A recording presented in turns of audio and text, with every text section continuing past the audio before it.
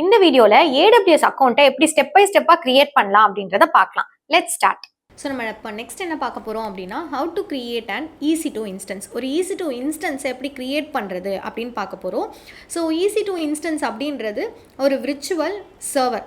Okay, நம்ம ஒரு சர்வரை எப்படி கிரியேட் பண்ணுறது அப்படின்னு பார்க்க போகிறோம். ஸோ இதுக்கு முன்னாடி ஒரு வீடியோவில் EC2 இன்ஸ்டன்ஸ்னா என்ன, அதில் என்னென்ன காம்போனன்ட்ஸ்லாம் இருக்குது, அந்த காம்போனன்ட்ஸ்லாம் எப்படி கான்ஃபிகர் பண்ணுறது அப்படின்றது நான் தியரிட்டிக்கல் வீடியோவாக சொல்லியிருப்பேன்.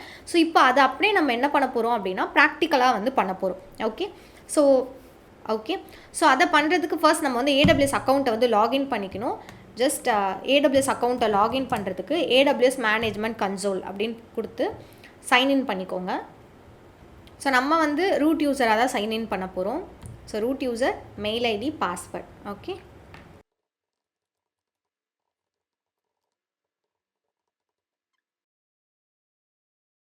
ஸோ ஒன்ஸ் நீங்கள் AWS அக்கௌண்ட்டை லாகின் பண்ணதுக்கப்புறமா உங்களுக்கு எந்த ரீஜியனில் வேணுமோ அந்த ரீஜியனை வந்து ஸ்விட்ச் பண்ணிக்கோங்க.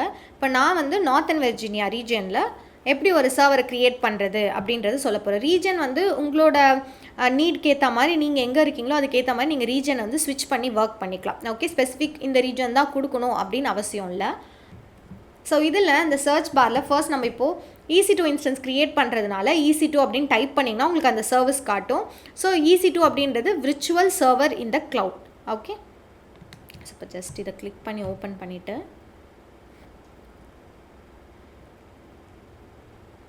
ஸோ இதில் இங்கே லான்ச் இன்ஸ்டன்ஸ் அப்படின்னு ஒரு ஆப்ஷன் இருக்கா, இதை கிளிக் பண்ணி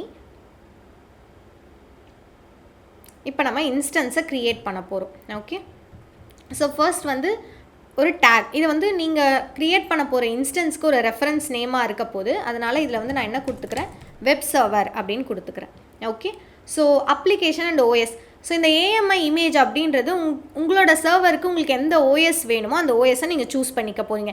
எப்படி நம்ம லேப்டாப் வந்து இப்போது நமக்கு வந்து விண்டோஸ் OS வேணும், லினக்ஸ் OS வேணும் அப்படின்னு நம்ம சூஸ் பண்ணி வாங்குகிறோமோ அந்த மாதிரி ப்ரீ ரெக்வசைட்டாக உங்கள் சர்வர் ரன் பண்ணுறதுக்கு இப்போ நீங்கள் விண்டோஸ் கொடுத்தீங்க அப்படின்னா நீங்கள் வந்து கிராஃபிக்கல் யூசர் இன்டர்ஃபேஸில் ஒரு விர்ச்சுவல் டெஸ்க்டாப் எப்படி இருக்குமோ அந்த மாதிரி நீங்கள் ஒர்க் பண்ணுவீங்க. அதே நீங்கள் லினக்ஸ் கொடுக்குறீங்க அப்படின்னா CLI லினக்ஸ் கமாண்ட்ஸ் யூஸ் பண்ணி CLIயில் நீங்கள் ஒர்க் பண்ணுற மாதிரி இருக்கும். ஓகே, ஸோ இப்போதைக்கு நம்ம லினக்ஸ் இன்ஸ்டன்ஸை எப்படி க்ரியேட் பண்ணி கனெக்ட் பண்ணுறது அப்படின்னு பார்க்கலாம்.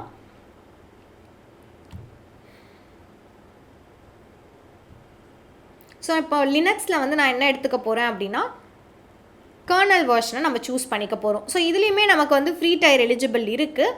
ஸோ அதனால் நான் இதை வந்து சூஸ் பண்ணிக்கிறேன். இது இல்லாமல் மற்ற OS இதை நீங்கள் சூஸ் பண்ணிங்க அப்படின்னா அது ஃப்ரீ டயரில் வராது, அதனால் உங்களுக்கு வந்து காஸ்ட் வந்து வரும். ஓகேயா, இப்போதைக்கு நான் வந்து ஃப்ரீ டயர் எலிஜிபிளை சூஸ் பண்ணிக்கிறேன்.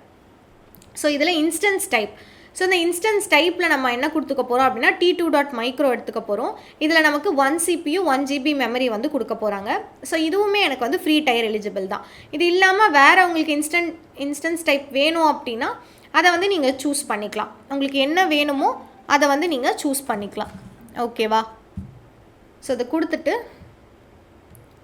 Next கீபேர் login. ஸோ இப்போதைக்கு நம்ம கீபேர் எதுவுமே வந்து க்ரியேட் பண்ண போகிறதில்ல, ப்ரொசீட் வித்தவுட் அ கீபேர் லாகின்னு கொடுத்துக்கலாம். நீங்கள் கீபேர் லாகின் வச்சு க்ரியேட் பண்ணிங்க அப்படின்னா அதை வந்து நீங்கள் புட்டி கூட கனெக்ட் பண்ணுற மாதிரி இருக்கும். ஓகே, ஸோ நெட்வொர்க் செட்டிங்ஸில் நம்ம என்ன பண்ண போகிறோம் அப்படின்னா டிஃபால்ட் VPCயை வந்து நம்ம சூஸ் பண்ணிக்க போகிறோம். நம்ம VPCலலாம் எந்த ஒரு சேஞ்சஸுமே பண்ண போகிறதில்ல.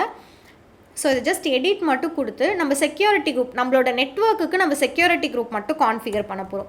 ஸோ அதனால் இதோட நேமை நான் வெப் சர்வர் செக்யூரிட்டி குரூப் அப்படின்னு கொடுத்துக்கிறேன். இப்போ தான் ஃபர்ஸ்ட் நான் க்ரியேட் பண்ணுறதுனால நான் வந்து செக்யூரிட்டி குரூப் க்ரியேட் பண்ணிக்கிறேன். இதுக்கப்புறம் நான் சர்வர் க்ரியேட் பண்ணும்போது இந்த சேம் செக்யூரிட்டி குரூப்பே வந்து நம்ம கொடுத்துக்கலாம். இப்போ செக்யூரிட்டி குரூப்பில் நம்ம போர்ட்ஸ் எல்லாம் எனேபிள் பண்ண போகிறோம். ஸோ ஃபர்ஸ்ட் வந்து SSH அப்படின்ற இந்த போர்ட்டை வந்து நம்ம எனேபிள் பண்ண போகிறோம். ஸோ அதுக்கப்புறமா வந்து HTTP அண்ட் HTTPS நமக்கு ப்ராப்பராக நம்மளோட சர்வர் வந்து செக்யூர்டாக வந்து வெப்சைட்லாம் ரன் ஆகிறதுக்காக இந்த HTTP அண்ட் HTTPS அப்படின்ற இந்த 2 போர்ட்டையும் வந்து நான் எனேபிள் பண்ண போகிறேன். ஓகேயா, HTTP and HTTPS. Okay, so இது ரெண்டும் எனேபிள் பண்ணிட்டீங்க அப்படின்னா உங்களுக்கு வந்து ஃபயர்வால் கான்ஃபிகரேஷன் கம்ப்ளீட் ஆகிடும். ஸோ அதுக்கப்புறமா ஸ்டோரேஜ் வந்து சோஃபார் எனக்கு 8 GB இருக்குது. நீங்கள் அதை வேணும்னா இன்க்ரீஸ் பண்ணிக்கலாம். லினக்ஸ் OSக்கு 8 GB அதிகம் தான், அதனால் நான் வந்து இதுவே வந்து எனக்கு போதுன்றதுனால ஆஸ் இட் இஸ் நான் இதை வந்து எந்த ஒரு கான்ஃபிகரேஷனும் பண்ணலை. அப்படியே நீங்கள் லான்ச் இன்ஸ்டன்ஸ் அப்படின்னு கொடுத்தீங்கன்னா உங்களுக்கு இன்ஸ்டன்ஸ் வந்து லான்ச் ஆக போகுது. ஓகேயா? இந்த வீடியோ உங்களுக்கு அண்டர்ஸ்டாண்ட் ஆகியிருக்கும் நம்புறேன். இந்த மாதிரி AWS ரிலேட்டடான வீடியோஸை மிஸ் பண்ணாமல் இருக்க B3 சிஸ்டம்ஸை சப்ஸ்கிரைப் பண்ணிக்கோங்க. தேங்க்யூ.